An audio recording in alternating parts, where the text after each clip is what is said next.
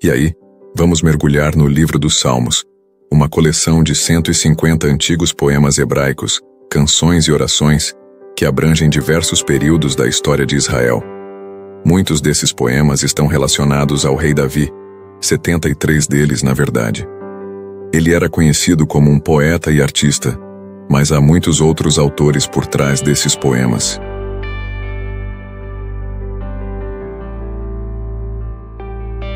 Os poemas de Asaf, dos filhos de Corá e alguns de outros líderes de adoração do templo, até mesmo Salomão e Moisés, têm seus próprios poemas. Quase um terço deles são anônimos. Muitos desses poemas foram usados pelos corais que cantavam no templo de Israel. Mas o livro dos Salmos não é apenas um livro de hino. Após o exílio de Israel na Babilônia, esses antigos poemas foram reunidos e intencionalmente organizados no livro dos Salmos. Ele tem um conceito muito original e uma mensagem que só se revela se lido do início ao fim. O livro conclui com 5 poemas de louvor ao Deus de Israel, cada um começando e terminando com Aleluia.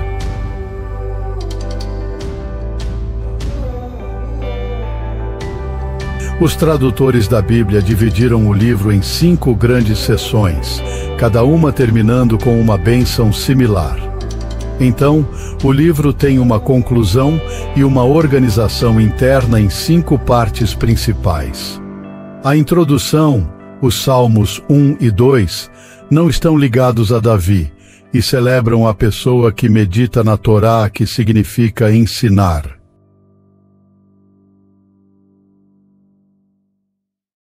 O Salmo 1 celebra a pessoa abençoada que medita na Torá dia e noite, obedecendo à palavra de Deus.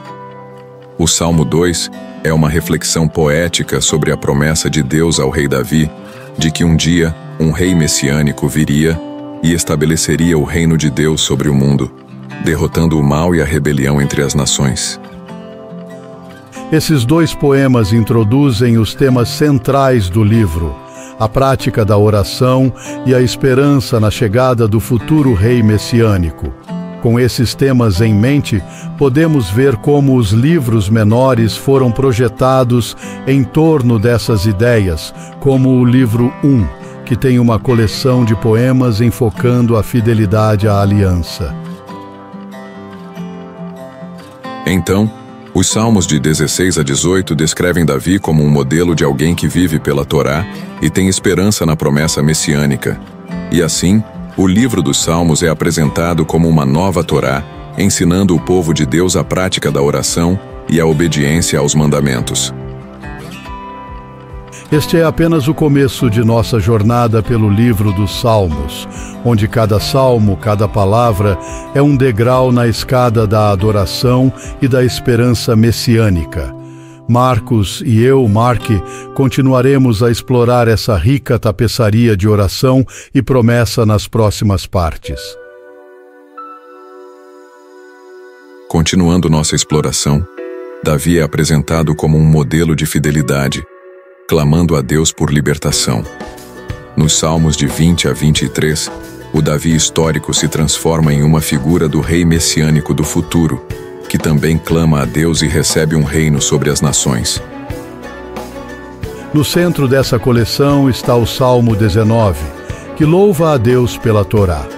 Os 2 temas dos Salmos 1 e 2, Torá e Messias, são a semente que germina no livro 2, que começa com poemas unidos pela esperança de um retorno ao templo em Sião, uma imagem do reino messiânico. O livro 2 termina com um poema que descreve o reinado do rei messiânico sobre todas as nações, prometendo o cumprimento da promessa de Deus a Abraão de abençoar todas as nações. O livro 3 reflete sobre a promessa de Deus a Davi, mas à luz do exílio de Israel. O poeta pede a Deus que não esqueça sua promessa a Davi, apesar da rebelião de Israel e da queda da linhagem davídica.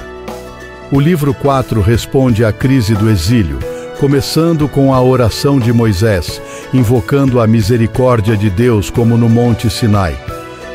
O coração do livro 4 celebra que o Senhor, o Deus de Israel, reinará como o verdadeiro Rei do mundo. Toda a criação é convocada a celebrar o dia futuro quando Deus trará justiça e seu reino sobre o mundo. O livro 5 começa com poemas que afirmam que Deus ouve o clamor de seu povo e um dia enviará o Rei futuro para derrotar o mal. Contém 2 coleções maiores, os Hallel e os Cânticos de Peregrinação, ambos concluindo com poemas sobre o reino messiânico futuro. Entre essas coleções está o Salmo 119, o mais longo do livro, um poema alfabético que celebra a Torá como um dom de Deus para seu povo. Os temas da Torá e do Messias se unem aqui no livro 5. Voltamos então à conclusão de 5 poemas, onde o Salmo 148 convoca toda a criação a louvar o Deus de Israel. O chifre erguido é uma metáfora de vitória, simbolizando o futuro rei messiânico e sua vitória sobre o mal. O livro dos Salmos é dividido em poemas de lamentação e louvor. Os poemas de lamentação expressam dor, confusão e raiva sobre o quão terrível o mundo é, enquanto os de louvor celebram a bondade de Deus e a beleza do mundo. Essa estrutura nos mostra que o livro dos Salmos é um guia para a jornada espiritual, ensinando-nos a processar a realidade do mundo através da lente da fé e da esperança na promessa de Deus. Marcos e eu continuaremos a desvendar esses temas nas próximas partes. As coisas horríveis que estão acontecendo com o poeta nos Salmos chamam a atenção para o que há de errado no mundo. Esses poemas de lamentação são uma resposta apropriada ao mal que vemos, pedindo a Deus para intervir. No início do livro, nos livros 1 a 3, os lamentos predominam, mas são intercalados com poemas de louvor. Os poemas de louvor são expressões de alegria e gratidão, destacando o que é bom no mundo e as obras de Deus em nossas vidas. À medida que avançamos para os livros 4 e 5, os poemas de louvor começam a superar os de lamentação, culminando na conclusão de Aleluia em 5 partes. Essa transição do lamento para o louvor é significativa. Ela nos ensina sobre a natureza da oração e como ela se molda pela esperança no reino messiânico. Os salmos nos orientam a prestar atenção ao estado trágico do nosso mundo e das nossas vidas. Mas os salmos também nos ensinam a não ignorar a dor de nossas vidas. Ao mesmo tempo, a fé bíblica olha para o futuro, para as promessas do reino messiânico de Deus. Assim, a Torá e o Messias, lamentação e louvor, fé e esperança são os pilares do livro dos Salmos. O livro dos Salmos, portanto, é um guia para a jornada espiritual. Ele nos ensina a processar a realidade do mundo através da lente da fé e da esperança nas promessas de Deus. Marcos e eu esperamos que essa exploração dos Salmos tenha iluminado sua compreensão e enriquecido sua jornada espiritual. Que você possa encontrar conforto, orientação e esperança nas palavras desses antigos poemas e canções. O livro dos Salmos, com suas expressões de lamento e louvor, reflete a jornada humana em todas as épocas. Hoje, enfrentamos desafios globais, pandemias, injustiças sociais, crises ambientais, que ecoam os lamentos dos antigos salmistas. No entanto, assim como eles encontraram motivos para louvar, também vemos atos de bondade e solidariedade que nos inspiram a manter a fé. Em nossa era digital, onde as vozes de lamento e louvor são amplificadas pelas redes sociais, o livro dos Salmos nos lembra da importância de buscar a sabedoria e a perspectiva divina. Ele nos encoraja a levar nossas preocupações a Deus, confiando que Ele ouve e responde, assim como os salmistas acreditavam. Que esta reflexão sobre os Salmos nos inspire a olhar além das circunstâncias imediatas e a reconhecer a presença de Deus em todas as situações. que possamos aprender a confiar em sua sabedoria, mesmo quando o caminho à frente é incerto. E agora, uma oração para encerrar nossa jornada juntos.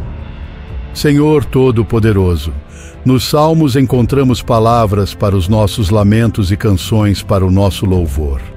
Dá-nos a força para enfrentar os desafios de hoje, a sabedoria para ver Tua mão em todas as coisas e a coragem para confiar em Teu plano divino.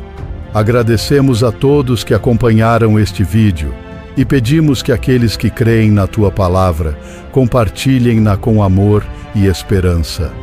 Amém. Agradecemos a todos que assistiram e refletiram conosco. Se a mensagem dos Salmos ressoou em seu coração, compartilhe essa palavra de fé e esperança. Que a sabedoria contida nessas antigas escrituras continue a iluminar nossos caminhos. Que a paz e a bênção de Deus estejam com todos vocês. Até a próxima.